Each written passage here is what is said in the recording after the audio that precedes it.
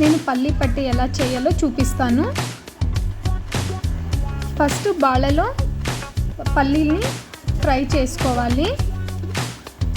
Fry అయినాక ఇంతవరకు fry అయితే చాలు, బ్రౌన్ కలర్ వచ్చేంత వరకు. తర్వాత దీన్ని నేను 20 మినిట్స్ చల్లగవ్వడానికి వదిలేస్తాను.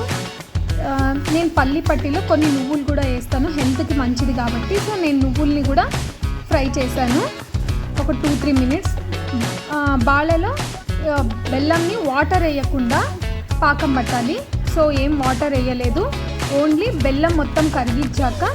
సో నేను ఇప్పుడు దీంట్లో పల్లీల్ని తర్వాత నువ్వుల్ని దీంట్లో వేసి కలుపుతున్నాను.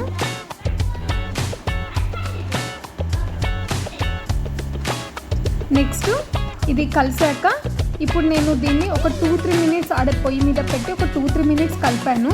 తర్వాత దీన్ని ప్లేట్కి వేసుకున్నా. సో ఈజీగా పల్లి పట్టి చేయడం ఎలాగో చూసేసారు కదా.